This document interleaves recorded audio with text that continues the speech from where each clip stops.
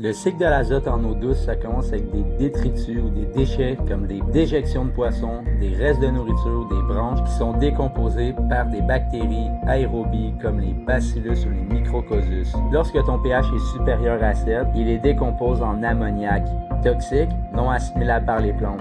Lorsque le pH est inférieur à 7, il les décompose en ammonium, un peu moins toxique, assimilable par les plantes. Ensuite, l'ammoniac ou l'ammonium est oxydé par les nitrosomonases en nitrite. Elle brûle la peau, les branchies, ça donne des difficultés respiratoires et ça favorise les maladies. Dans un aquarium cyclé, les nitrites sont supposés d'afficher à 0 mg par litre. Ensuite, c'est au tour des nitrobactères d'oxyder les nitrites en nitrates. Les nitrates s'accumulent dans l'eau, nécessitent des changements d'eau pour réduire son niveau. Assimilable par des plantes, c'est mieux de prendre des plantes à tronc et à pousse rapide et c'est dommageable pour les invertébrés. Une lecture normale entre 10 et 15 mg par litre. Les bactéries ne sont pas dans l'eau, mais dans les supports de filtration biologique ou mécanique, sur les matières poreuses ou dans les sols de votre aquarium. On nettoie seulement le filtre s'il y a une diminution de flot de sortie. On nettoie jamais son filtre et son gravier en même temps et on nettoie toujours avec de l'eau de l'aquarium. Lors des changements d'eau, la nouvelle eau contient des chlores et des chloramines qui vont détruire vos colonies de bactéries. Laissez donc votre eau reposer 24 heures pour évaporer ceux-ci ou utilisez du conditionnant.